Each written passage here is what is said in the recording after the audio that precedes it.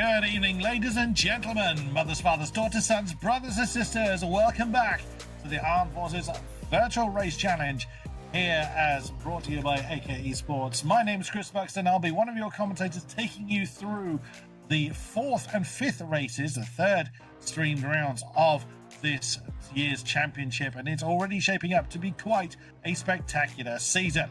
Joining me in the commentary box, always happy to say, the mighty talking talent of Scotland, John Munro. Welcome back, John. This is such a great track. We were waxing lyrical about this wonderful Cheshire classic of Oulton Park. I can't wait for this. I can never wait for a good Oulton race. Hello, Chris. Hello, everyone. Hope you're all having a nice evening and looking forward to some fantastic action today. Yeah, I mean, we were talking about this earlier.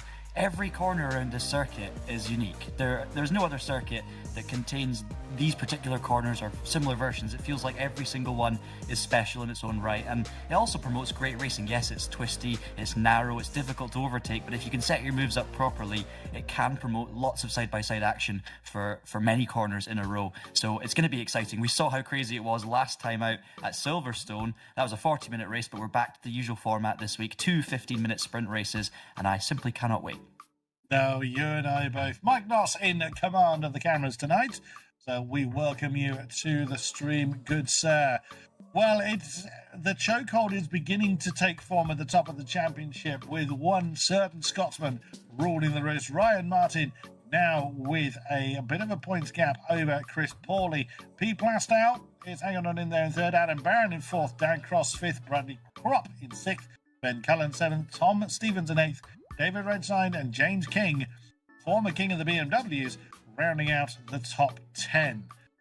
So, what are we going to be in for tonight? Oulton Park. It's narrow. It's got wonderful flowing elevation changes. It's a real challenge. So we had, like I say, Silverstone was, in these GT4s, quite a bit of right foot going on. Here, it is all about precision, maximizing conservation of momentum. They're not going to be hitting top speed an awful lot, so this is going to be a real proving ground for the well-handling cars. Yeah, it's a proper driver circuit, Oulton Park, more so than a racing circuit. As you say, there can still be incredible racing at Oulton if you set your moves up properly. It's all about kind of forcing the driver in front of you into a mistake rather than trying to force your way through down the inside. You're basically relying on a run, essentially, making a mistake of the other car just in the corner beforehand. It's just a fantastic venue, isn't it? It's beautiful, gorgeous surroundings. It's another circuit as well where, unlike Silverstone, if you make a mistake around here and you run wide or you get your line wrong, you go in a little bit too hot, you're not going into the runoff area or just, losing a few tenths on the exit. You're in the grass or you're in a wall. That's the thing about Oulton Park that's special as well. If you make a mistake, or you're in another car, of course, that's also an option. But there's nowhere to go. Basically, there's not that much tarmac around. There's a lot of commitment corners, like the corner you can see just now coming into the hairpin, Shell Oil, and of course Island Bend, the left-hander that you can see in the distance there around the water. If you get it wrong there, Chris, if you touch the grass with your right-hand tyres, you're in for one scary ride. Well, yes, that tyre wall is waiting with open arms, essentially. I have binned many a virtual lap and virtual car in that very tyre wall at Oulton Park in various sims over the years. But yeah, this is going to be such a great event, and we've got quite a good turnout. I thought for a while we were going to have a bit of a lower turnout tonight, looking at who was in qualifying, and then kind of everybody arrived. So really glad to see as we now cut to qualifying. So this is going to form the grid for race number 1 of tonight. We are looking at the Mercedes of Chris Pawley, who sits in second position in the championship at the moment, behind fellow Merc of Ryan Martin. Now, I wondered whether the McLaren or the Porsche would have a little bit more command at the top of the table leading into tonight's event, although it was the familiar name of champion-elect Ryan Martin. Clearly say champion-elect. He's been a former champion in this series before. And Ryan Martin held the top spot in practice by one of the biggest margins in the entire table, over 3.5 tenths to the good. Huge. 3.5 tenths, wow. So much time. Entirely so. Again, over a 1 minute 40 lap, you might argue that is not exactly a lot. However, exactly as you just said, John, you make a mistake here, near impossible to recover from it. But that was actually one of the biggest gaps we had in practice across the entire field. Exactly, that's why I love it, isn't it? I mean, 0.3 of a second being one of the big gaps, and that's just, it shows how incredibly close this series is. And I think Silverstone, for me, was possibly the peak of that realisation. The championships were very close for a number of seasons now, but seeing, I think it was 5 or 6 cars in that lead battle, all scrapping over 0.1 of a second a lap on a lap that was longer than 2 minutes, was just amazing to see. But obviously here at Oulton, it's, the gaps are still very, very small. It will, of course, separate the best drivers out, and I think Ryan Martin on top in the practice session is not necessarily a surprise. And I was laughing about 0.4 being so small, but actually, as a racing driver, 0.4 is definitely not insignificant. That's a couple of corners that you're going to have to, get wrong to lose that much time or gain that much time. So it's a pretty commanding position. It'll be interesting to see what you can do in this qualifying session. Yeah, not even 300ths of a second separating Matt Forrest in the Aston Martin. Currently sits on pole to Adam Barron, the current king of the Porsches that we are now looking at, the number 5. So Adam Barron, a name we saw numerous times last season. Glad to see that Adam is back with us in his familiar machinery. So what he is able to do. Currently sits in second, 148.48 on the board. Coming through dear lead now.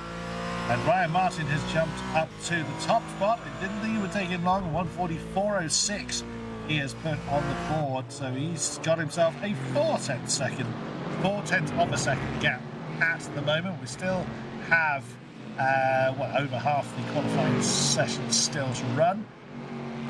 People getting into their groove to see what they can find. But yeah, I thought the Merc will struggle a little bit more here. But of course, give any kind of sim racing machinery to Ryan Martin, and he will wring the neck out. I love we're making such a big deal of the 4/10 thing, and it's now almost, as close as you could possibly get to exactly 0.4 of a second, minus 1,000. It's incredible. Paulie obviously running Ryan close as well last time out at Silverstone, so we'll talk about him a little bit more later. It's interesting, I think the Mercedes is generally quite a strong car at Oulton for me, just because of how well it rides the curbs. I think at Oulton Park there's a lot of curb riding to be done for a fast lap time. You can see there Ryan Martin through the chicane. There are 3 different occasions where you want to be using that curb as much as possible. Same on the exit. Maybe a car like a McLaren is less likely to ride the curbs as well. You might need to either adjust the suspension, but of course this is a fixed setup series, so you just have to cope with it really. And it depends on how it's going to ride each curb. But I always think the Mercedes kind of barges over the curbs and doesn't really get too bothered by them. It just stays nice and calm, and everything's quite floaty and wonderful. So it's not a massive surprise to me to see a Mercedes at the top, but I think, at the moment the big factor is the driver, not the car, because we saw that so many different manufacturers can be up there in the mix. Even now we've got Mercedes, but then it was Aston Martin. In fact, Pete Plasto's just gone 3rd in the Aston Martin, or 2nd in the Aston Martin, just breaking that 4/10 barrier. But Martin's done a 140.197 to go more than 6/10 clear at the top of the leaderboard. Incredible stuff. But just to very quickly finish my point, Aston Martin 2nd, we have a BMW also in the top 5, reigning champion Chris Boland, and then Adam Barron in the Porsche. So we've got 6 different manufacturers in the top 4. Oh my God, Ryan Martin, have a heart. Good grief, that is a stonking time from Season 3 champion. Number 86 Mercedes. We now briefly switch to Chris Boland, our sole BMW in the field. Looking at Chris Paulie, the number 88 Merc, jumps up to 2nd position with 3 on the board, 400ths ahead of Chris Boland. That's going to sting. I think the car's going to notice that. But that kind of shows what you have to do to find those minuscule improvements. You'll get what you feel is the best lap, and then you look at what Ryan Martin's done and realise you're over half a second behind. So you've got to just be cutting the pixels out of every apex you possibly can. But that's a little bit too close. And yeah, his car will not thank him for that. Yeah, he got less than 0 pixels there between him and the barrier, I think. But it's also an interesting demonstration of iRacing. One of iRacing's recent updates was to add live marble effects to the circuit, so you do get a bit more of a, if you were to run off the circuit, for example, dragging on the grass or the sand, it will actually simulate that situation, dragging the debris onto the circuit and affect the grip levels. And we're actually seeing that visually as well here at Oulton. It looks great. Seeing the cars run off the side, the tracks stay the same, obviously bringing that dirt and sand onto the circuit. And that's going to be really influential, especially around a place like Oulton, because we've talked about it so many times. If you make one mistake, you run a little bit wide, you're more likely to A, run wide and go off the circuit, but that's also going to cause you to bring more debris onto the circuit again. The next person who makes that same mistake is going to have less grip again when they're slightly offline. So I really do think it's going to have an impact. You can even see it there, the dust and the dirt being flown up there, as we saw Pete Plasto, I believe, on the inside of the circuit, heading into Island Bend. We now watch Matthew in his beautiful paint splatter Aston Martin. He's been strong so far this season as well. An unfamiliar name heading into the season to at least myself, but doing a very good job, staying near the front. In fact, it's been a bit of a special season so far for the, let's call them rookies. As I say, a lot of these drivers have lots of experience in other series, but rookies for this specific series, new to the championship, or at least not there last year, there's been a lot of standout performances from new drivers, hasn't there, Chris? Yeah, absolutely so. Forrest, Wrench come to mind as those that we are less familiar with. We haven't enjoyed their company in this series before, so it's great to see them really hit the ground running, really make the established names work well. So we expect the likes of Ryan Martin, Pete Plastow, Chris Boland to do well, but then we're seeing names that we're less familiar with really mixing it up with us as well. So really looking forward to seeing how Oulton Park unfolds. So Matt Forrest just coming up to the line now. Can he improve on fourth? 148.19. Fifth, I beg your pardon, is his current spot. He does not improve on that occasion, and that's very easy to do. 1.2 wide at Old Hall. That is. The thing is, you run too wide anywhere, and your lap is dead. You'll never make it back in. And more than likely, your car is going to be detonated into something. Exactly as you were saying earlier. You run wide anywhere. Oulton Park, part of its challenge, part of its allure is the fact that it is so unforgiving. Absolutely. And then what that does, of course, is it encourages you to, if you're not quite feeling right, if the car's not fully comfortable underneath you, you tend to back it off that little bit to avoid making a mistake. And you can find yourself losing, tenths upon tenths around here. It really does compile.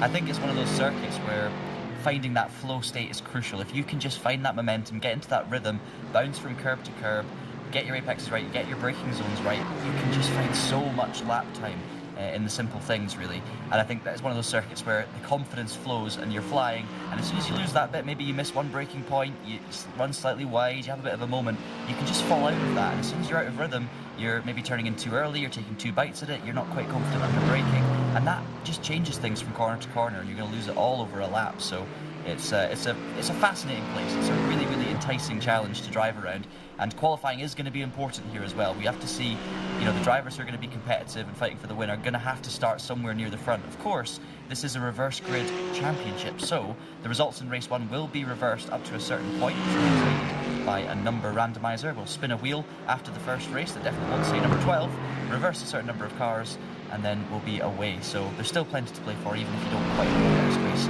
first time out. Steve's not here to tell us off. They're making that particular point. But yes, so familiar with the series. After the first race, a random number between 6 and 12 is drawn. Depending on how many of those numbers we have, dictates how many of the top 12 are reversed for race number 2. So race results from race 1, either between 6 and 12 reversed. So it does add an element of risk for the drivers. They can't just say, okay, I'm not going to get towards the front, I'll sit in this position to get the random grid pole, because they don't know where that random grid pole is going to start from. 6, 7, 8, 9, 10, or 11 or 12. So they would have to take a chance on, I'll sit here and see if this one works. Although we haven't really seen that. We don't see that from these drivers. They all give it all they have every single week. And as you said before, Don, it has given us some incredible racing, which we've, season upon season, we've enjoyed it, and the field has gotten better and better. And this season, particularly, the grid is really well stocked of very good driving talent. As you were alluding to earlier, some new blood to the AFVRC. It's great to see. Final 5 minutes of qualifying then. Ryan Martin at the top. Pete Plastow currently second. Chris Pauly holds that third spot for now. This is the man I was actually about to speak about, David Wrench. So impressive first time out this season at Thruxton. We had a lot of support for David in the live YouTube chat last time, so hello if you're watching live.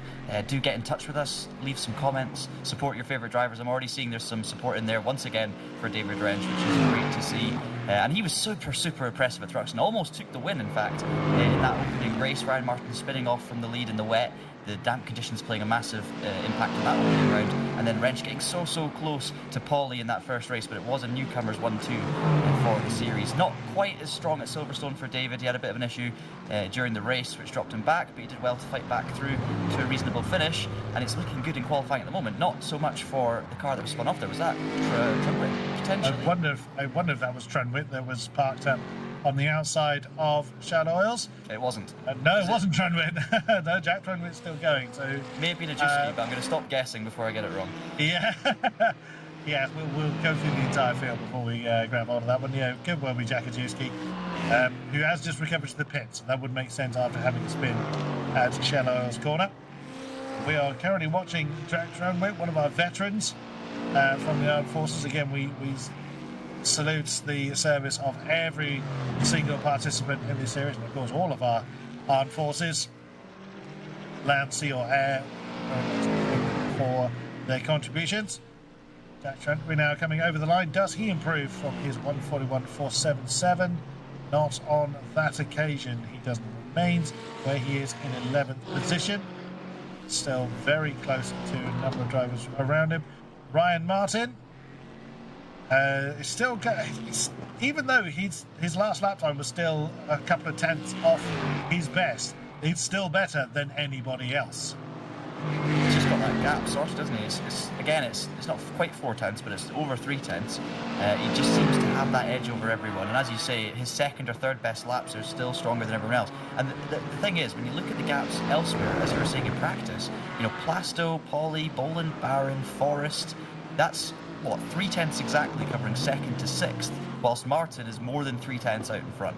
So essentially what we're going to have here, looking at those times, is a similar situation to Silverstone. I mean, of course, if you missed Silverstone, I will bring you up to speed. Ryan Martin was actually spun around from the lead early on in an incident, I believe, with Matt Chambers, who's not here this evening. And it cost Ryan a lot of time. We thought, well, I actually said on the broadcast, I said, I don't see him coming back to fight for the win here, maybe some of the lesser positions in the top 5. But essentially we had a 5-car train for the win, didn't we? And it was incredible to watch. Martin got up to the back of them, performed an undercut with the pit stop in the longer race, and ended up basically taking the lead from that point, and then having to save a little bit of fuel, but still holding on to the lead throughout, not relinquishing that position. So he clearly has that edge over everyone else. And it was amazing to see the comeback drive at Silverstone. But behind Martin, there's so many drivers that are fighting for that second spot, and this is being reiterated once again in this qualifying session. Plasto, though, a 40.519, currently holding that position, looking for his first win of the season after 3 wins last year. And it's not a Mercedes show up top either. 2 of our top 3 are in the German mark. Pete Plastow second in the Aston, then Boland, our sole BMW representative, sits in 4th, and Porsche in 5th position in the hands of Adam Barron. Once again, Boland and Barron reunited. This time not fighting for the very top of the podium, but not very far away from. Sit 4th and 5th. Matt Forrest in the second of our Aston Martins. Our McLaren champion, you could argue, or the McLaren frontrunner, James King, a little bit further down the field, but and there he is in the same livery he was running in the BMW last season. So again, opting for something a bit different. BMW wasn't a particularly popular choice last season. They did have a few more representatives, but James King was really good at it, regularly inside the top 5. Very strong. And he's had a strong start to the season as well. Not reached the lofty heights he did at certain points last season, but it's early doors, and I think the top of the championship is a little bit more competitive this season, so it does make sense. James still holding his in very much to that McLaren. A tricky car to drive, and I suspected this car might struggle a little around Oulton Park, and that maybe that's translating in the times there with King down around about 9th or 10th position as it stands. I think I did say earlier, didn't I, that there were 6 manufacturers in the top 4. I might have got that the wrong way around, but it is now even more close. It's actually 4 manufacturers, not in the top 6, but in the top 5. So, as you were saying, Chris, the variety is certainly there. But 20 minutes are up. These drivers will have one final attempt to try and wrestle that position. And Martin, coming to the line for the final time now, is he going to improve on his 40.197? he crosses the line and he does not improve. But I think, honestly, Chris, he's got this sewn up.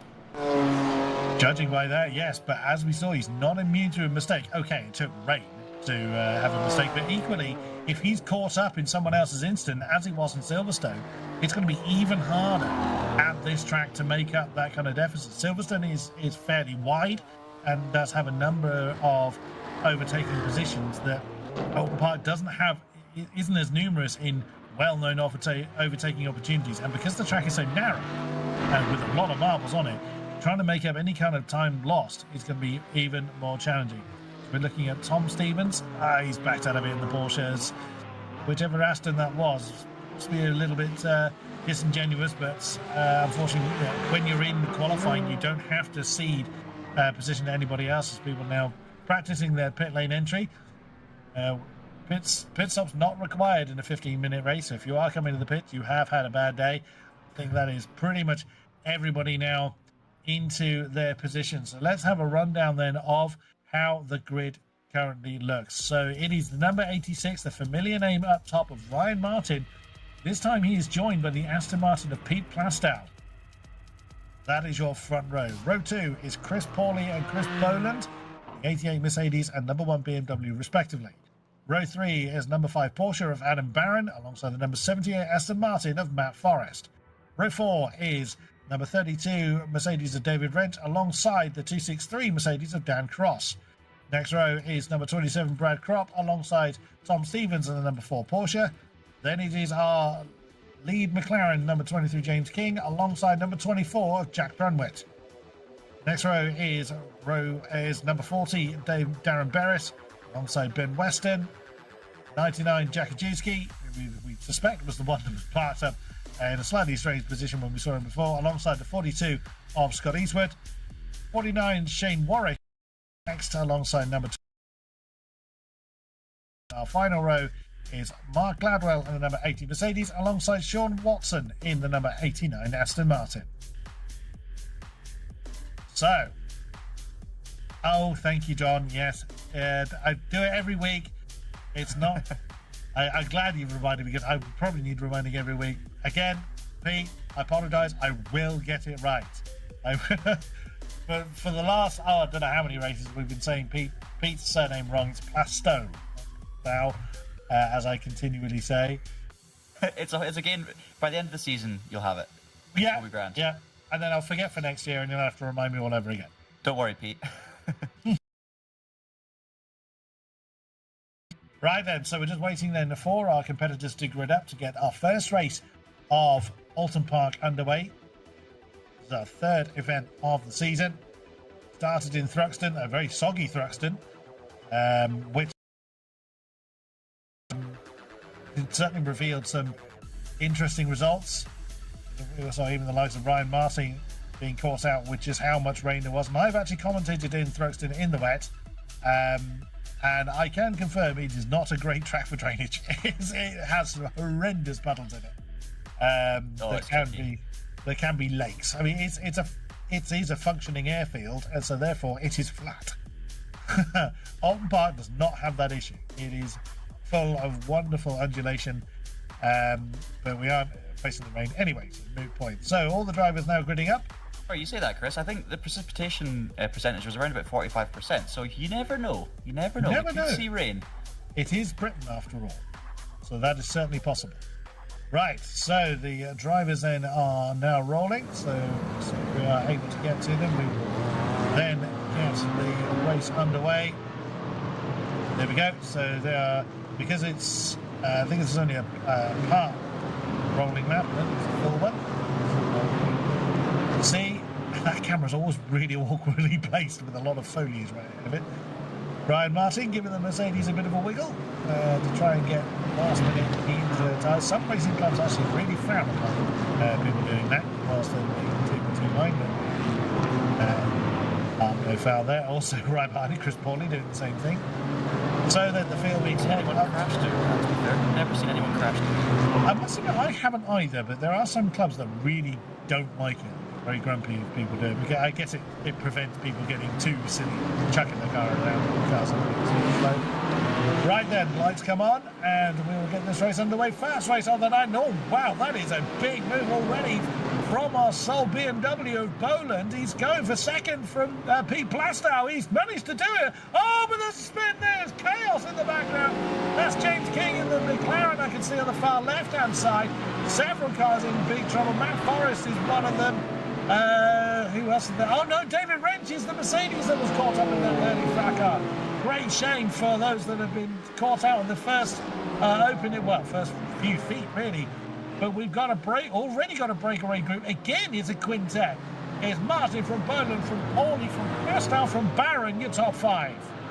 From Chris Boland straight through the middle, heading towards the first corner, made it 3 wide, and I think, to be honest, that was the pinch that really resulted in the incident there at the end for Matthew Forrest. It was really unfortunate. We couldn't quite see it on camera, but it looked like everyone had to check up slightly. Nobody did anything wrong, of course, that we know of. Boland just making space down the middle, everyone else having to maybe check up to make sure there's room, and unfortunately it happened right in the middle of the field, and there were some unfortunate victims dropping back. But it's Ryan Martin from Boland, Paulie once again chasing Boland with Plastow fourth, and Adam Barron in fifth, just hanging on to the coattails there. As well, Tom Stevens lucky to get through, but I think he did make a bit of contact too, so there may be some damage for Stevens' Porsche. And obviously then, we've seen a big gap develop instantly, so that's going to really mix up the field. The drivers who've dropped right back, let's hope they're not too badly damaged, and let's see how their pace can bring them back through. Yes, it was Matt Forrest, David Reg, Jack Trover and James King that were the unfortunate victims of the early few feet. Now looking at Pete Plastow down the fourth. There's another hit. There is Matt Forrest. He's trying to sizing up a move on the McLaren of Steve Wardle. And yeah, Steve doesn't really fight that one, realises that's not his fight. And actually, it looks like he's going to let the next Mercedes through David Wrench. Again, he probably realises that's not his fight. So he's just going to let them go and run his own pace. But up top then, first laps of anger now being set. Ryan Martin really getting into his stride. What's happened to the BMW though? He's already fallen back. There's Plastow on the inside line. Let's put Adam Barron up into third.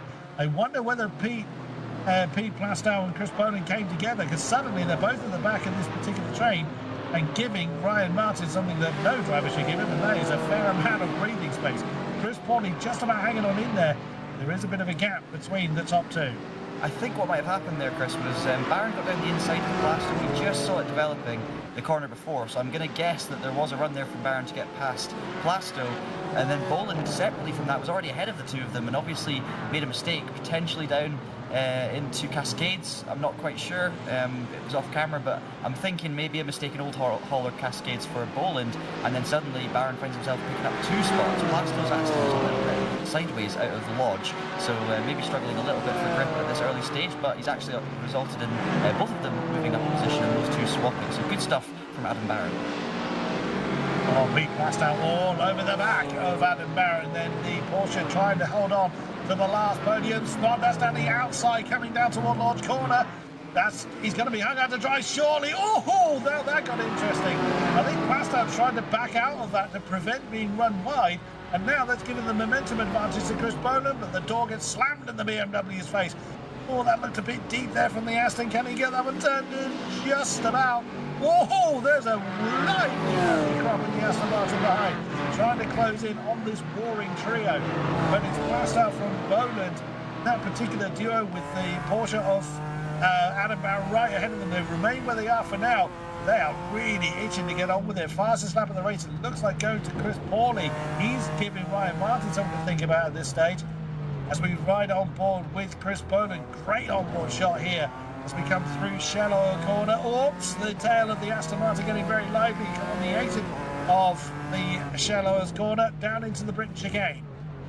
Plastow seemingly struggling for traction in multiple different areas, especially through Lodge Corner, but we're seeing it again coming out of Shell Oil, so that Aston pretty tail happy at the moment, and Plastow will need to keep it calm to try and protect those tyres. Just an update as well, we saw Dan Cross coming into the pit lane. I wonder if that was lap 1 damage, maybe something else going on for Dan Cross, but he's unfortunately dropped down to I guess outside the top 15, probably outside of a reverse grid chance as well. But Chris Pauley is keeping it very close to Ryan Martin. The last lap there from Pauley, 40.7 compared to Martin's 41.1. So Pauley very much keeping Martin honest, and that obviously leaves a big gap then back to Barron, Plasto and Boland. Look at this train though, Chris, this is incredible. So we've got Weston, we've got, in fact it starts a long way earlier than that, we've got Warwick, Gladwell, Weston, Wrench and Forrest all in a big train here down the grid, and some fantastic looking liveries. This is going to be a great battle, and meanwhile there's Jakajewski dropping down, and it's going to drop behind that entire train, so lots of positions lost there for Ajewski and a lot of work to be done to fight back through, but this is going to be some excellent racing happening here in the midfield.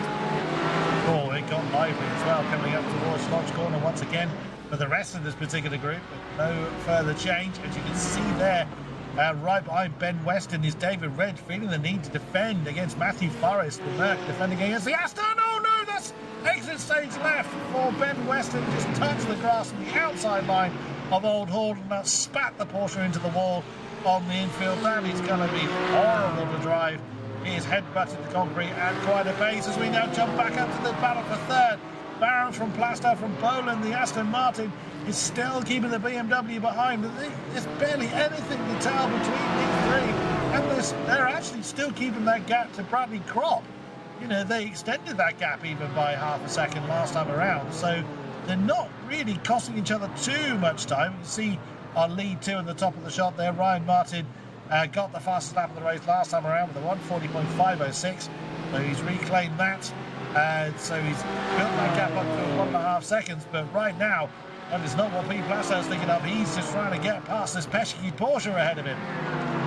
Pauley made a little bit of a mistake as well to lose a few tenths to Martin on this lap, unfortunately dropping out of the draft. But these three, you know, we were talking about Boland and Barron being the inseparables last season, and they're pretty much at it again. But Plasto was the other one, I would say, that was in the mix with the two of them, especially towards the end of the season. I think the two became a three, and we're very much seeing a repeat of that this time around is Ryan Martin at 1:40.2 compared to the 41.1 of Pauley. So Martin absolutely stretching his legs out in front, but look how close now Plasto's getting to the back of Adam Barron's Porsche, wide from Barron on the exit across the grass, and Plasto's going to go to the inside now. This is a sketchy place to go too wide through Dentons down towards Cascades. Plasto's going to pull out to the outside, he's going to try and cut back to the inside, but Barron has the traction in the Porsche, and for now it's going to remain Barron, Plasto with Boland waiting in the wings. That popcorn is fully in the microwave. Yeah, I think Pete Plasto realised that he was not going to win out on that one, bowed out of that move, coming down through Cascades. They now come through Shell Oil's corner, the big old nose of the Aston just glaring into the soul of Adam Barron's Porsche at the moment. They're working their way through Britons. You can imagine Adam Barron is just feeling the glare of Pete Plasto from right behind him. Chris Boland is struggling to maintain the pace, and was just giving himself a little bit of breathing space at the moment, maybe waiting for the two to come together ahead of him, but he can't do that too long. Let's see what the gap behind him was doing. It came down between himself and Bradley Kropp, the next Aston Martin, who himself is dragging the Porsche of Tom Stevens, the number 4 car, along for the ride, so they can't afford to cost themselves too much time. That trio will become a quintet if they do. Absolutely. Bradley Kropp had a really strong start to the season at Thruxton, so good to see him up again in that top 6, and he's just trying desperately to catch the battling group. But it's actually Tom Stevens he's watching for in the mirror, as you say, definitely dragging him along with him, but that will remain a 2-car battle if they're not too careful. Meanwhile, Shane Warwick, P12 in his Porsche, so he's just inside the fringes of that first grid possibility. At the moment is Shane, if he gets a lucky number 12, which we saw too many of last season. We've not seen it this season again though, so Shane will want to make up a few more places if he wants to be secure in that reverse grid. But then, now we see the recovering, of course, David Wrench and Matthew Forrest, who've come through from the back of the field and back into reverse grid contention, and that's what can they pick up a good result in race 2. To Island Bend and Shell Oil Hairpin, such a crazy place to go racing, and it really does take a lot of confidence and bravery to get around there cleanly and safely and with speed. But it looks like Boland's going to just settle down for now. These three though are so close together, you can throw probably maybe 4 or 5 blankets over them, I reckon we cover it. But Boland, as you say, was waiting for a mistake, and that's the thing here at Oulton. It's hard to force a move. You really kind of need to force a mistake from the driver in front, maybe a misbraking zone, or force them to the inside, just as Plasto's doing now, in the hope that Barron's going to miss his apex and you can get undercut, but Boland is right there, so there's no room for Plasto to manoeuvre here. Oh, now has Adam Barron managed to break the rhythm of Pete Plasto? He's given himself a car length or two in breathing space, with Chris Boland getting involved in there as well. That is what Adam Barron would want. He wants to get that Aston off his case. And as he manages to do it wrong for Pete Plasto, well, we will see. The horses of the Aston now start to gallop. The gap is now starting to come back down again. Stevens on crop. Oh, Stevens on crop indeed. That is right behind them for 6th position, and the Porsche now ahead of the Aston, so they've been sharing each other's company for quite a while. Oh, it's gone to Tom Stevens' favour, that particular spot. Aston not letting go of that whatsoever. Guys, as we love to see there's little pockets of battles going on all through the field, as now is actually Chris Boland is falling a little bit off the back of Pete Plasto, it looks like, as the Aston now resumes its battle on the Porsche for 3rd. Gaps are extending in the front too. Obviously these Ryan Martin the fastest on circuit outright, another 0.3 per lap, so it's kind of calmed down in terms of the front 2 positions unless there are any big mistakes. The focus really is going to be on this podium battle, and yes, Boland has dropped back a little bit for now, but it just takes a couple of attempts here from Plasto on Barron, and suddenly Boland will be right there in that new facelift BMW, looking menacing in P5. But I mean, there's nothing to split these guys in terms of pace. The only one I guess that you could argue is out of position is Barron, who made those moves from the mistakes of the other 2 earlier in this race. But it's been a great race from Barron, actually. He's not necessarily always been the best qualifier. He tends to come good during the races, but you know, he obviously gets his elbows out and can fight really well. His racecraft is sensational as well as Adam Barron, so he's doing a great job of showing that once again here, not giving in to the pressure that's being applied from Pete behind him, just staying nice and calm, hitting his apexes. But there's still, of course, 3 minutes to go, and I think if it's one move here from Plasto and Barron, it's very easy for Boland to get into the mix too, so it's definitely not over. Once again, Adam Barron gluing himself to that inside line. It's going to slightly compromise him, is it? Well, if he did, he barely noticed it on the exit of Dearly. Getting side by side again, that's forcing the Aston to the outside. The Porsche's getting a bit uncomfortable, coming down to the breakers over Old Hall Corner. Can Pete Plasto hold on? No, he's run wide. They're still side by side now. They're going to come down through the avenue, down through Denton, still side by side, coming into Cascades. The Aston with the inside line. I think Adam had to relinquish that one. He knew that the Aston had managed to hang on. Oh, and that's a spin in the background. I think it was Bradley Croft. It was Stevens, Tom Stevens. Oh, it was Tom Stevens, I beg your pardon. The Porsche was the one that went for a spin. There's some cone death going on there. So lost a spot to Darren Berris in number 40 Aston Martin. We couldn't quite see how that happened. Just saw that it did take place at the bottom of Cascades. But now Pete Plasto, can he break away from the persistent Porsche? And also Chris Boland getting involved in there. Barron and Boland reunited once more. And the inseparables are literally, I don't think you could actually fit a bit between the 2 of them right now. It's Boland all over the back of Barron. Yeah, I think Stevens arrived backwards into Cascades, so we didn't see how that started, but he definitely lost the car on the way in. So that was unfortunate there. Now he'll be hoping that he gets lucky with the reverse grid, dropping back outside of that top 6 now.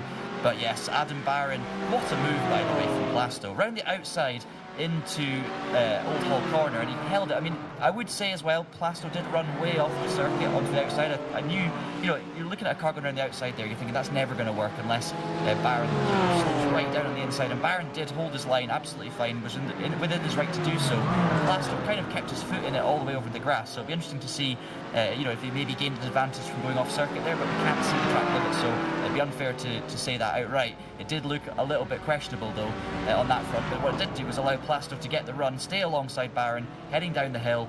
Lots of respect between these 2 drivers as always, and obviously got the move done into Cascades. But yes, it was a strong defence from Barron, but eventually Plasto's persistence paid off with a sensational move around the outside. Not all done and dusty yet. There's one mistake. Chris Boland nearly runs too wide on the exit of Cascades. But yeah, one little mistake could completely change the complexion of these 3. So we will see then if they can just hold in there for one more lap. It rather depends on where Ryan Martin is. He could potentially beat the flag. And well, there he is, just coming out of. So it is white flag lap. So this should be the end of the race when the mighty Mercedes gets back to the line once again. Again, untouchable for Ryan Martin. David Wrench and Matt Forrest having an argument for their own bit of real estate down in 8th and 9th, I think that is, the Merc and the Aston. So both on recovery drives from what happened at the beginning of the race. As Jackie Juski, I think, has had another bit of a moment. He's lost a couple of spots towards the tail of the field. But there really is no denying that the man of the moment, once again, is Ryan Martin. He said last time out he hoped for a more boring race, didn't he? And he's certainly got one now. I mean, I'm sure he was working very hard for it, but 5-second gap across the line to Chris Pauly. Incredible stuff. And Ryan Martin does take his 3rd win from 4 races this season. Lights to flag, sensational stuff. Pauly, another podium finish, and then this fantastic battle ends. Plasto, Barron, and Boland in behind. Lots of, I would say, happy and excitable flashing of lights there from those 3.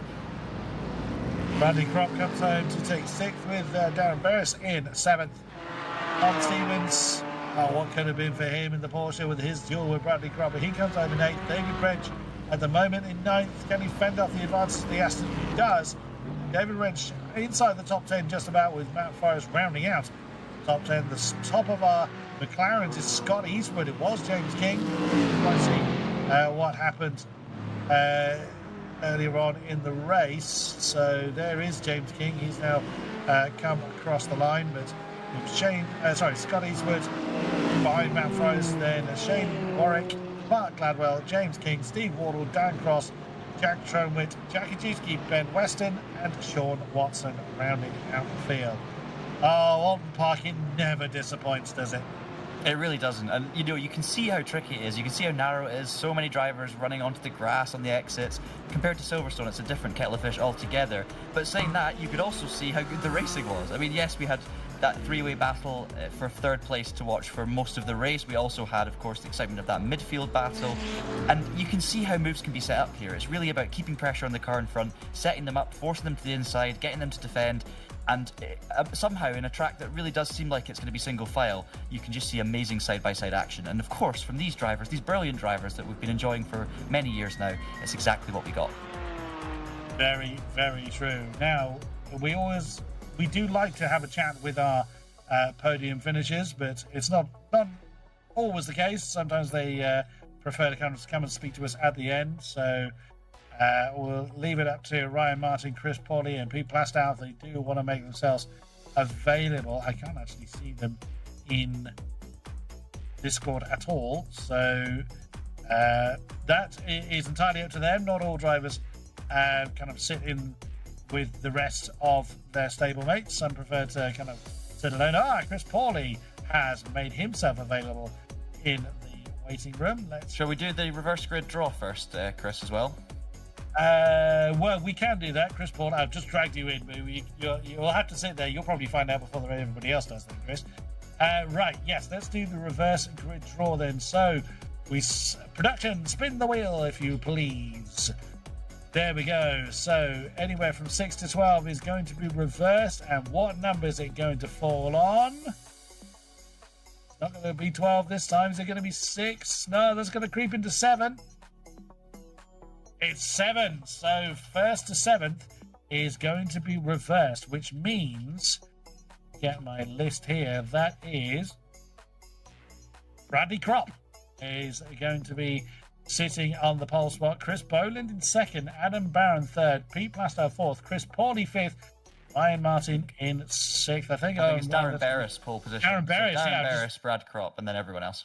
I beg your pardon. Yeah, I realised that when I was going through the numbers. so then let's have a chat with our 2nd place finisher, Chris Pauly. Are you with us? Good evening, gents. How's it going? Very well, sir. Very well, sir. So you'll be starting 6th. Alongside Ryan Martin. Alongside Pete Plastow, right in front of Ryan Martin. How are you feeling ahead of the reverse grid race? Yeah, I think that'll be good. I'll probably try and follow Ryan through, given the pace that you've got. And we'll see how it goes. It's a tricky track to overtake on those. So I was quite relieved when Boland handed me 2nd place there. But yeah, we'll see how the 2nd race goes. It's a really lonely race for. Definitely.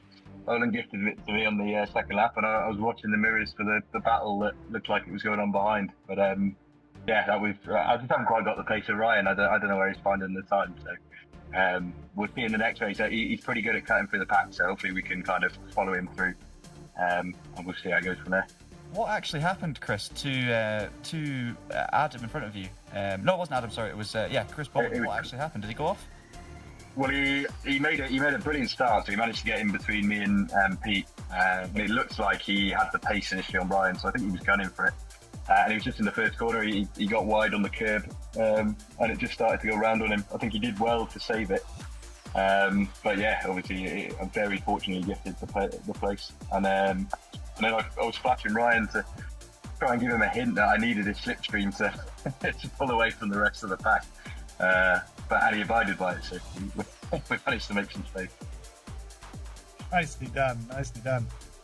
Well, so Oulton Park is quite a narrow circuit with a lot of undulation changing. Is overtaking going to be difficult this race?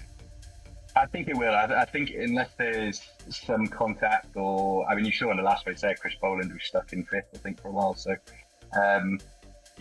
unless there's kind of stuff happening ahead, it might be tricky. It's easy to lose places, and then you're kind of stuck in the pack. So, it's going to be tricky. I think it's just keeping it clean and maybe aiming for top six would be good. Awesome stuff. Well, we look forward to seeing how the next race progresses. Well done on a very well-deserved podium. Thank you very much, Chris Pawley. Makes sense. We have our third place finisher in the form of the Aston Martin of Pete Plastow. Pete, I can't get your first name right, let alone your surname. Pete, are you with us? I am, yep. How are you? Now, again, apologies. I had to be corrected again. I will get it. I promise you. I will promise you. No worries, man. No worries. But, wow, you definitely didn't have a quiet race. Talk us through it from your side. Well, an absolute nightmare start. And then I think I got jumped by about three different people, didn't I? And then I managed to claw it back somehow. Some really good fighting. Some really close racing, too. How does the Aston feel at a really twisty and undulating track such as this? I think the gearing's a little bit long, so I'm in third when I probably should be dropping to second on a few of the exits. But that can help with a bit of the rear end getting light. But it seems okay. First two laps are warming the tyres, and then it seems to settle in quite nicely. It did seem actually, Pete, like you were struggling on traction on the exit, so maybe it's all relative, because we were thinking, there's a few times where you were getting it nice and loose, but maybe that's just a trait of the Aston Martin. It was great to see you, in that scrap again with Boland and Barron, very exciting to watch. Did you plan out that move against Adam? Because you seem to have a little bit of a pace advantage, and you were kind of sending him one way and the other, and obviously it happened for you around the outside of turn one, so just talk us through the move. Yeah, well, I figured that I was a bit faster through the long right-hander, and then down into the final corner. That was my only real opportunity to get hold of him, get him offline, and then see what would happen from there. If we could get alongside, get my nose in, and keep him offline, and then go around the outside of turn one was a big risk, as I'm sure you're aware. I was going to say, well, I imagine there was a fair amount of clenching going on there. Yeah, there was a bit door-to-door tapping on the home straight as well, so it was super close, but great driving from everybody. Did you keep it within the on the curbing on the outside of Old Hall? Because the way the camera angle was, we were like, Adam was obviously still semi on the racetrack, and turn one you do take a lot of liberty anyway, right, using that netted curbing. So were you actually still on the curbing there? I think so. I'll say yes. yeah, I would say yes as well. We'll not instigate a steward's inquiry, because it was a great move, proper committed, and it was a nice race from yourself. Yeah, great job. So starting fifth alongside the aforementioned Chris Pawley, right ahead of Ryan Martin. How are you thinking this is going to go on a track that is potentially quite difficult to overtake on? It'd be nice to make it really difficult for him. He needs to stay back there. It's a hard place to overtake, so hopefully we can keep him behind us and have a good race. Very much looking forward to it. Again, another well-deserved podium. Look forward to seeing you on the rostrum next time around. Thank you very much, Pete Plastow. Cheers, thank you. Awesome stuff. Right, the drivers are rejoining the session then. So the reverse grid element. So the top 7 from that race will be reversed. So as was corrected to me, it is Darren Berris. Obviously, I can't count properly. Darren Berris will be alongside Bradley Kropp on the front row. Chris Boland and Adam Barron, again, side by side, on row 2. Then Pete Plastow and Chris Pawley will have row 3. Ryan Martin will join the 8th place finisher Tom Stevens on row 4. David Wrench and Matt Forrest will have row 5. Scott Eastwood and Shane Warwick, row 6. Mark Gladwell and James King, row 7. Steve Wortle and Dan Cross, row 8. Jack Trunwood and Jack Adjuski, row 9, with Ben Weston and Sean Watson rounding out the field on row 10. All reverse grid races, always one of the kind of contentious, you could argue, decisions, but on a track like this, even I'm a big fan of reverse grids, but even I'd be a bit nervous on this one. Well, certainly, and I think it's actually going to be a really good opportunity for someone like a Darren Barris, who's right at the front of the grid, to really make a mark here. Bradley Kropp obviously is right at the front again. We saw him do very well in a reverse grid race earlier in the season at Thruxton, so it's been some good wheel spinning for Bradley Kropp, and hopefully he can make the most of it out there on circuit. Darren Barris, of course, a man who's won races from reverse grids in this championship before, doesn't quite have the pace of those front runners, but at a track like Oulton, if you can place your car right, if you can cope with the pressure, avoid any mistakes and defend the right part of the circuit, there's every chance of getting a good result here. So I'm really excited to see this race, because I think the quickest guys are coming from further back, but it's tricky to overtake, but they will have that advantage. So it also depends hugely, Chris, on how the first lap goes, because we saw last time the first lap settled a lot of arguments straight away. Yes, absolutely. So if you can survive the opening salvos, then you are on for a potential good result. But as we did see with the like of David Wrench and Matt Forrest, it's just that one tiny mistake is going to catapult you towards the wall. So, you get caught up in someone else's incident, as we also saw as we see in every week. But one thing that we do always enjoy is, the driving standards are just absolutely superb. And once again, a few mistakes aside, no one's doing anything really, really silly. It was a very gutsy move from Pete Plasto to take that position from Adam Barron. But it was a legal move. It was well calculated, and in the end, it was well executed. It could have gone horribly, horribly wrong. 100%. I mean, we'll definitely take his word that he was still on the curbing, and I think, to be honest, iRacing wouldn't allow. I think iRacing would give you a slowdown penalty if you were off. So I think it's going to be just a superb move really from Plasto around the outside. Got to give him the credit, and fair play to Barron as well. Defended hard, but ultimately left enough room for Pete, as they always do. These guys have been exemplary on that front since the beginning.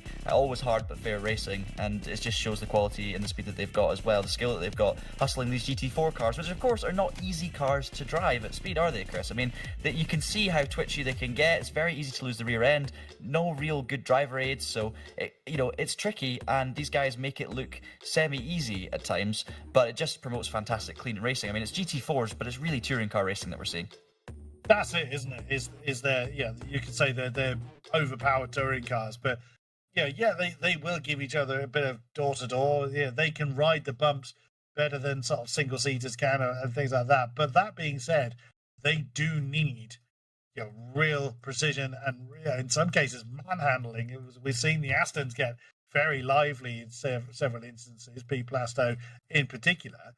So then at pace in a field this talented and this close, it's not a mean feat to do well in this series. 100%, and it's going to be interesting to see how this race goes with Kropp and Barris in the front row, Boland and Barron, Plasto and Pauly your top 6, with the fastest driver Ryan Martin starting 7th. I cannot wait. So then the safety car peels away. It is Barris and Kropp on the front row. We are racing again here in Oulton Park. It's a really good start from Darren Barris. He got that one absolutely nailed. Whoa, Chris Boland having a look on the inside line, coming up to Old Hall already. Doesn't quite commit to it. A little bit more cautious from the drivers this time. We didn't see a huge detonation as we did in race 1, although saying that, Mark Gladwell's just lost a couple of positions.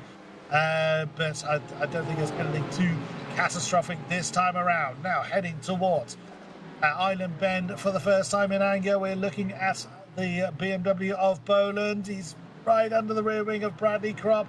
No way through, coming into Shell Oil's corner. Now this is an opportunity for Darren Barris. Can he start to build up a gap? We saw that in Thruxton, didn't we, in the reverse grid race, where the rest of the field were just tangled up defending from one another. The leader running off into the distance. Perfect opportunity, exactly as you were saying before, John, for Darren Barris to make his mark in this race, but he's got to do it now. Certainly does. Issues in the background, meanwhile, for Shane Warwick, I believe, who's dropped down to second last in that Porsche. But yeah, absolutely right. Barris has got to make a move now. It's interesting, Plasto's going to be feeling deja vu right now, stuck once again behind Adam Barron, so he's going to have to make that move like he did in the previous race. And then, of course, Boland this time is at the opposite end of it. He's at the front. Hopefully, for his sake, he doesn't make the same mistake that he made in race 1. He has the opportunity to win this race, because if Boland can pass Crop and pass Barris, who he should have the pace over, then he's got a chance to run away here, because it's all about how many places Ryan Martin can make early on. And Polly, of course, as well, has good pace, but I just don't see the two of them making the moves that quickly against these guys. And just as we say that, Boland makes his first move up into P2 past Bradley Crop. They're side by side for second place. There's nothing to split them at the moment. And here you go, it's actually 3 wide, and there's contact between Barron and Boland on the inside. So Barron makes the move 2 on Bradley Crop. Plasto's going to make the move as well. Bradley Crop's been hung out to dry, and now he's off the road with Chris Polly, and they're into the Armco. What a shame that is, because Bradley Crop only got to spend 1 lap at the front of this field, and it's all come undone for him in a couple of corners. But Boland has been released, Barron has been released, Plasto's been released, and now Darren Barris is going to have his eyes firmly fixated on his mirrors, because the cavalry are on their way. Very, very much so. Ryan Martin, of course, on the back of the conga line, and that right behind them is David Wrench. Bearing in mind, he got catapulted to the back of the field on the first race, and is now in 6th place, staring at the back of what is going to be the lead train. So a 6-car conga line for the lead will be forming. But yeah, Darren Barris, what does he do at this stage? Does he defend, as he's perfectly entitled to do? Oh my goodness me, that was somewhat of an almost desperate move from Ryan Martin on the inside of Pete Plasto. That's gone horribly wrong. He no doubt have damage to his Merc. Did he miss his braking point? That looked like a really, really late lunge. He must have surely missed his braking point there. Definitely looked like it. I mean, that wasn't a committed, solid move from Ryan, where, it didn't look like he was absolutely sending it from a mile back, or he was close and he was going for a confident move. It did look to me like a last-minute dive to the inside, which normally suggests, yes, you're right, he probably missed his braking point. Suddenly had to get out of it to try and avoid Pete Plasto, but Plasto was already turning, and it was too late. So, unfortunately, the two of them come together. First big mistake, or second big mistake of the season there, you would say, from Ryan Martin, although we didn't really see the start of that incident happening under braking. But obviously it's going to cost both of them dearly. Ryan Martin's got away with it, but he'll have a little bit of damage, dropped a bit of time, and obviously much worse for Pete Plasto, who drops further down the field. Well, that's the lead Aston Martin in the hands of Darren Barris, fending off the advances of Chris Boland, who in turn is keeping Adam Barron company for the top 3 spots. Now a bit of a gap back to Ryan Martin. We'll have to keep an eye on his lap times. Of course, that last one is going to be stunted due to having an impact with the bollard, as well as Pete Plasto. So Dan Cross then, who's he having an argument with? It's Jack Trumway, just gone way too deep. Going into, I wonder if he was put off by the Porsche of, I think it was it was Tom Stevens that went a bit too deep. So I wonder if that kind of put Jack Trumway off there slightly, because he went too deep himself. That allowed Dan Cross up into 10th. Is he going to challenge the Porsche? It doesn't look like he's quite got the legs to do it yet, but he's certainly menacing in the rearview mirrors of Tom Stevens. Certainly is. Cross looking to make amends after an unfortunate pit stop in the first race, and Stevens obviously also had the incident we saw. Did well to hang on to 8th in the end in that first race, but missed out in the reverse grid because of the incident at the bottom of Cascades, and obviously paying the price now, fighting for P9 with the recovering Dan Cross. Meanwhile, less than 0.2 of a second in it for the lead. There it is, Boland right on the back of Barris.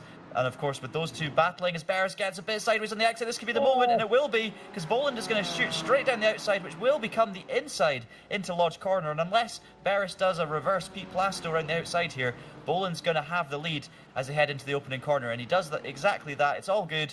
He maintains the lead, and now can Barron get past Barris as well? Barris is going to be defending the inside line down towards Cascades. He's going to have a Lucas Barron, but he's not close enough. And this is the opportunity now for Chris Boland to run away with this one. It is indeed. Adam Barron knows he needs to get past Darren Barris as quick as he can. Oh no, Brent has got off, is it? Yes, he has. He's fallen down to 10th position. We now look at Matt Forrest alongside James King in the battle for what is now 6th position. The McLaren howls onto the outside line, coming through Allen Bend, and manages to keep the position. Well defended, well driven from both of them. That's also given Chris Pawley the opportunity to continue his recovery drive. He's back up into 5th position now, riding on board with the number 78 Aston Martin, staring at the back of the very coloured... Oh, Ryan Martin spun! Oh, that was Ryan Martin having trouble at Britain chicane. So our championship leader, has he retired the car? He has! Ryan Martin is out of this race! Incredible scenes. We didn't see what happened there, but he was facing the wrong way on the exit of the chicane. He's either dropped it under acceleration or maybe there's been contact, we're not sure. But either way, it's a disaster for the Scotsman. It's basically just been a bad race for Ryan Martin. He'll have to chalk that one off. And of course, that could mean for the championship leader, it results in a dropped score eventually. It looks like, I mean, we didn't quite see that early enough, unfortunately. But it looked like he was definitely losing it before the exit of the corner. Or at least as he was initially putting the power down. So whether, again, there was contact, I think there was no one really near him there, Chris, so it looks potentially like he's dropped it on his own. Either that, or there's been another impact that we didn't see in the course of the race. But as we say, Pete Plasto getting along the inside of Jack Trunwit, getting himself back inside the top 10 on his recovery drive following that tangle with Ryan Martin early on. But wow, what is this going to mean for the championship? Now, there are drop rounds involved in the series, so it's not going to be complete disaster for Ryan Martin, but you never want to see the championship leader out of the race.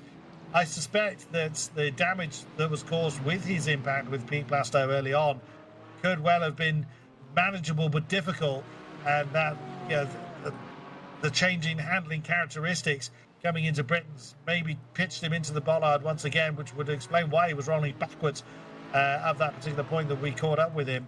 Well, I mean, we're not really going to know, but I don't think he's going to hang around to tell us. Now here we go, there's a replay, so we'll see what happens here. So he's on his own for sure.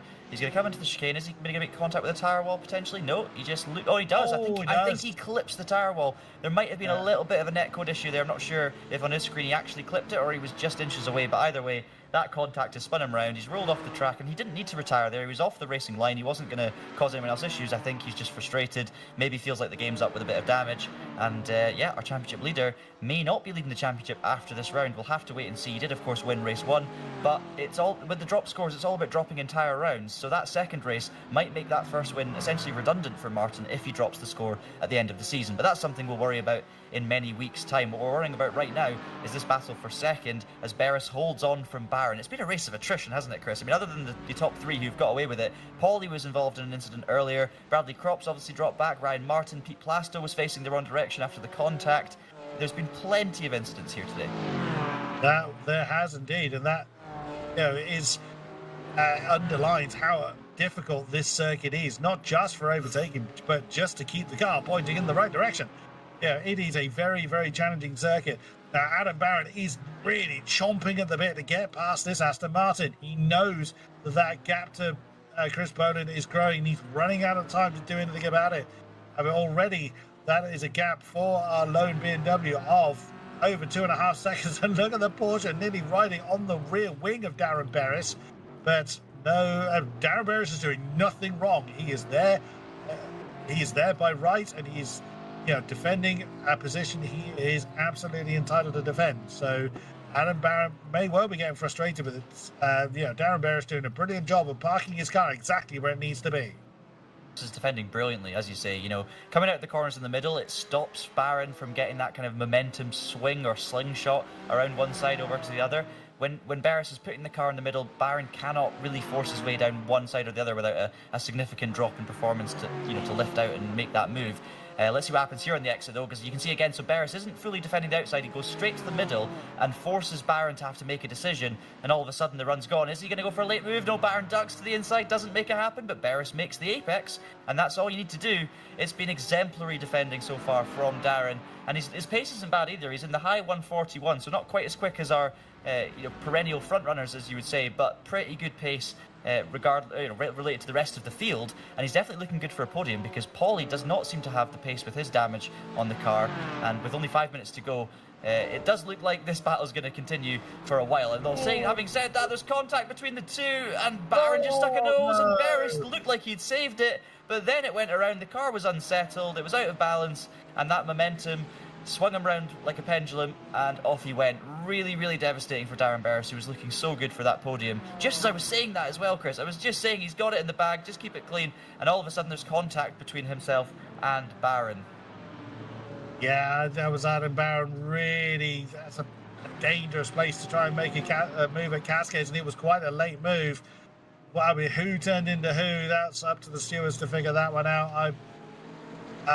Well, you don't want to see it. It's such a shame for Darren Berris, but the race carries on nonetheless as we look at Darren Cross on the back of a 4-car train for what is now 4th position. Has a look on the outside line. That's never going to work coming down into Hislops, but has a look anyway on Tom Stevens. Then right ahead of them is Forrest and King having an argument for 4th position.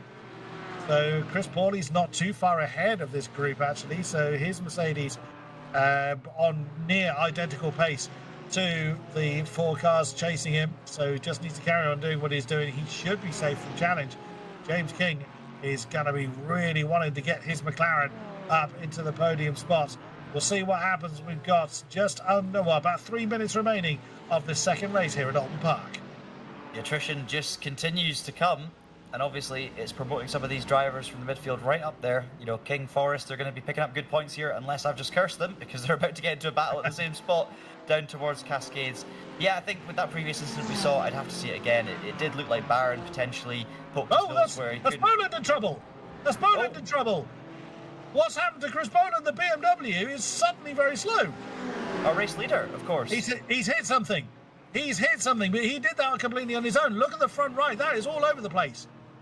Yeah, he's got suspension damage or a puncture, and here's the replay. Now, is that... No, he's already got a problem there because he's behind Barron, so it must have happened earlier, either the first corner or previous. So he's hit a wall, I think, or something's happened. Yeah, he's hit something, and he was on his own there. I mean, that car is wounded, very, very wounded indeed. Oh, exactly as you say, the attrition continues, and now he's retired the car. So, oh my God. So now Adam Barron leads the way from Chris Pauly and James King in the McLaren. I mean, we did see a McLaren on the podium a few times last season. It was typically the top step of the podium, and you'll have to remind me on who the driver was, because I have forgotten again. Stu McFadden. Stu McFadden, yes, our McLaren god, who sadly we didn't enjoy the company of all season long. He was, really, was just running away with the competition in the first half of the season. Then sadly, was unable to continue with all the season, so lost that championship ultimately to the BMW we've just lost of Chris Boland. But that is not a surefire deal, it looks like, from King, because he's under all kinds of pressure from Matthew Forrest. To be the last lap as well, so can King hold on for a podium, or will Matthew Forrest complete this fantastic run through the field in that paint splatter Aston Martin? It's been a great job out front though from Barron. Obviously a bit of a question mark looming over that incident into Cascades. We'd have to see it again, but nonetheless he's driven a good race aside from that. He's now leading with a Boland mistake, and it looks like after that defensive effort in race 1 he's going to be rewarded with a victory here in race 2. We've got some support coming in for Barron in the chat, as well as Tom Stevens runs onto the grass. I said you didn't want to dip a tyre round Island Bend, and I'm sure that will have been there will have been a moment, let's say, going on at Tom Stevens through that corner, because that is not very pleasant at all. But King meanwhile hangs on for the final time through Britons. Of course, this will be the last lap as well for all of these guys. And can Forrest do anything to pull that podium away from the McLaren driver on this final lap? Well, so Adam Barron just needs to coax it home now. He's got himself 2.3 seconds between himself and Chris Pauly. We'll see what happens in the closing stages of the race, as Tom Stevens has fallen behind Dan Cross in 6th position. So there's still plenty of positions available in that group. We'll see how well they navigate these last few corners. Here comes the number 5, multiple race winner from last season, cross-swords numerous times with Chris Boland, who is not going to be seeing the flag this time around. But coming through Lodge Corner, through Dearly, your winner for race number 2 here at Oulton Park is the Porsche. He's happy about it, of Adam Barron. Chris Pauly takes the 2nd spot, with James King fending off all the pressure in the world to hold on to that 3rd spot. Matthew Forrest in 4th, Dan Cross in 5th, Tom Stevens 6th position. Pete Plasto, in the end, coming home in 7th position. It won't be where he felt he should have done, but it was only 1 position down from where he started. So, in the end, it was a great recovery try. David Wrench follows him home in 8th. Jack Trunwick 9th. Jack Ajinski in 10th position. Mark Gladwell 11th. Darren Berris in 12th. Our pole sitter, sadly, with that contact sending him down into the 12th position, with Shane Warwick coming home 13th, Scott Eastwood 14th, Bradley Kropp in 15th, Steve Wardle 16th, Sean Watson in 17th, Ben Weston 18th, and we lost in the course of the race Chris Boland, who actually came back out on circuit, and Ryan Martin in the course of a very chaotic Oulton Park. We said before, didn't we, that these GT4 cars are like touring cars, and there's plenty of battered GT4s crossing the line right now. That was more like a traditional touring car race, yes. With some obviously some impatience from the drivers, obviously some mistakes as well. But that's what happens. Racing was exciting. The first race was clean and thrilling. That second race was probably more chaotic and dramatic. But obviously, whenever there's drivers dropping down, there's other drivers gaining. You know, we saw the likes of Trunwitt and Ajewski move up 5 places throughout that. Dan Cross up 7 places to finish 5th. And of course, James King to picking up that podium in the McLaren, a superb result for him too. So ultimately, there's always winners and losers, and that round is going to be chaotic for the championship. But Chris Pawley obviously taking 2 second places in 2 races, even though he was involved in some incidents himself, especially that second race. He's pulled up a great points haul and continues his charge for the championship, keeping Ryan Martin very much honest at this stage. Very, very true indeed. Right, we wait for our podium sitters to come and join us if they so choose to. So Adam Barron, Chris Pawley and James King. If they wish to come and have a chat to us, they can. It would be great to hear from our podium sitters. But like I say, it's not mandatory. They don't have to come and join us. Our race winner has.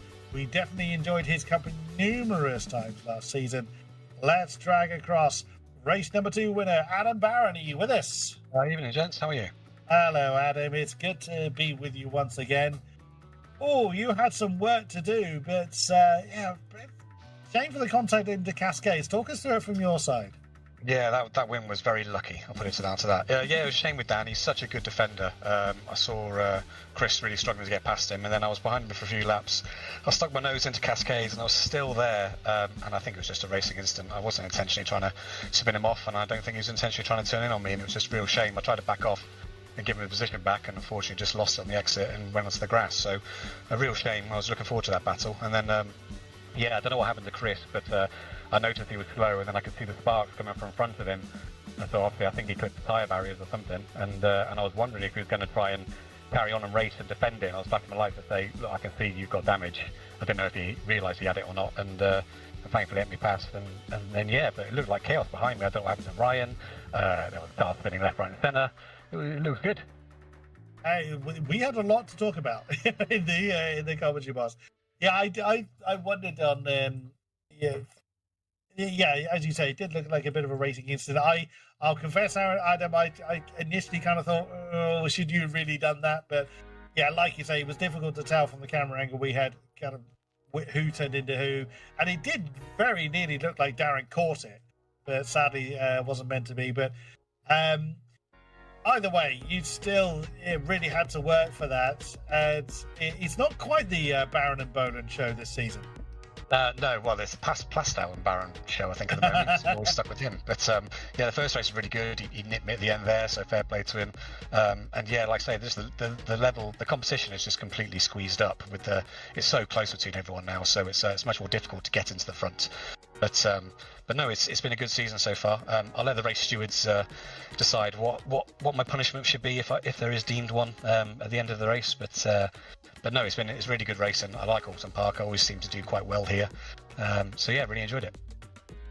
Such a great circuit. We've been waxing lyrical about Oulton Park all night long. For those that possibly haven't caught up with us last season, can you give us a reminder of what your 9 to 5 is? Yeah, so I'm a civvy now. Work for Freeman's Event Partners, who basically do all the catering, bars, logistics, and technology. It's big events all around the world, like the Silverstone, the Formula One, Wembley Stadium, Twickenham Stadium, all that stuff. But previously, I was 22 years in the Royal Air Force, working as a logistics mover, flying all around the world and loading transport aircraft. So yeah, it's been a great career for 22 years, and like I said last week, I still get to play with these guys once a week on this. Great stuff. Any questions, John? To be honest, no. I think that was a great result for you, Adam, and obviously it was enjoyable to watch you battling against Pete and, of course, Chris as well in that first race. So, yeah, thanks for entertaining us, and yeah, we look forward to seeing you at Snetterton. Yeah, as long as I keep my nose clean, that's the plan. Although obviously it didn't quite work. But yeah, keep my nose clean and then watch for other people's mistakes. We'll be given for a chance, but it's been good. Great stuff. Great win, and we look forward to speaking to you again. Thank you very much, Adam Barron. Thank you, gents. Now then, let's have a chat with the king of the McLarens this time around. James King, are you with us? Hello, I am indeed, yes. Ah, hello, James. So you defected from the BMW for this season?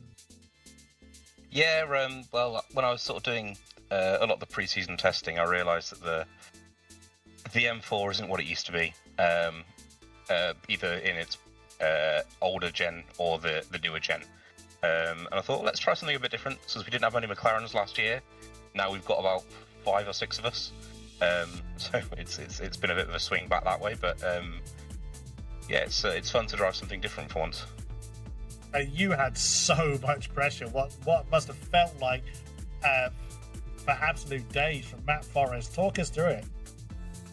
Yeah, that was tough. I don't know how many more words I can really fit into that. Yeah, he was getting runs in really good places, but the problem is those runs wouldn't really translate into moves just because Britain's is not an overtaking place unless you're massively clear. So I did have a few moments where I thought, is he about to get enough of a run that he'll get an overlap? But yeah, I managed to hold him off, thankfully, and got a bit of an unexpected result, if I'm honest. Oh, well, yeah, I mean, it certainly helped with... You were gifted a few positions with other people's misadventures, but still, you had to work so hard for the position you had, and you were still keeping some really, really good pace in the McLaren. Yeah, that's it. I mean, it seems that the McLaren works really well at Oulton. It feels like the change of direction is good. I felt my only weakness was coming out of Shell Oils. But yeah, everywhere else it felt really good. As long as I nailed the chicanes, I was pretty happy. And yeah, I managed to avoid dropping my wheels too much coming out onto the back straight, so didn't pick up too many incidents from that. And for those that possibly didn't catch up with us last season, can you give us a reminder of what your 9 to 5 is? Yeah, so I'm a cyberspace professional now in the Royal Air Force. I'm currently based out in Cyprus, so I'm 2 hours ahead of everyone, which does make it slightly more challenging sometimes. I think next, once the clocks change, it'll be a bit worse for me because I'll be finishing races after midnight, but we'll manage for that. But yeah, it's fun, and you know, I do have the responsibility of looking after this championship as well, which is a lot of work. I was going to ask you about that actually, James. You know, obviously from your perspective, you're putting in a whole load of work behind the scenes to make this happen and to bring everyone together. And I'm sure on behalf of all the drivers, a big thank you for all of your work, because everyone seems to be enjoying themselves. Just talk us through, you know, your thoughts on the season as a whole, because it looks like this season, we had super competitive racing last year, but at the front and in the midfield, it looks like things have taken another step forward this year. I mean, we're seeing 5 or 6 cars fighting right at the sharp end, and obviously the midfield pack is crowded as well. So just talk us through how you're feeling overall in the championship. Yeah, I'm really happy that we've had yet again really good sign-ups for it. We did have a little bit of sort of panic with about a week to go, thinking, are we going to struggle to make 20 drivers? But now we've got 26 entries with a couple more who have been sat on the fence, so I'm just trying to prod them a little bit more. Come on, join the grid again. Come on, have a race with us. And yeah, the action's been absolutely fantastic. We've got, you know, so many returning drivers, as well as new faces who are coming in, slotting into their own little battles. You know, we've got the lead pack, which has become massive. There's the midfield pack, which has become massive. Tail end pack again. So basically, everyone's got a good fight, unless they have a really bad day. Yeah, absolutely true. Yeah, we've mentioned as well. It's great for us to see the new names really make the established names work for it as well. Yeah, absolutely. You know, I'm glad that we got David join. So he runs the dark side of Armed Forces or RAF sim racing. He's come from the world of F1, but we've got him to get the bug fry racing, I think. So hopefully he'll be staying around. some fast iRating gains to come for him as well, because we're seeing he's lower than his pace suggests. So we'll be looking forward to seeing that race through the season as well. Are you still racing without a steering wheel at the moment, James, as well? No, I'm not on a controller anymore. I've got my Marky Force and my hoisting bolts and my fancy rig, and it's. I still don't feel like I'm as fast as I was with the controller though. Well, you get used to what you get used to as well. We did see the onboard for the last few rounds, and I was thinking that looks like very realistic natural movements. I think you might be on a wheel, but I hadn't had the chance to speak to you about that. So yeah, but that's the fun challenge, isn't it? Trying to get back to the pace you were at, and obviously you're picking up great results, so it's great to see. Yeah. I mean, fingers crossed it continues. Yes, indeed. Very well earned podium, James. And yeah, we'll look forward to speaking to you again, I am sure. Thank you very much, James King. Thank you. And our final podium sitter of the night, our second place finisher, Chris Pawley. You with us? Good evening. How's it going? Yeah, we've had a great night. It was somewhat chaotic this time. Yeah, it all kicked off that race. But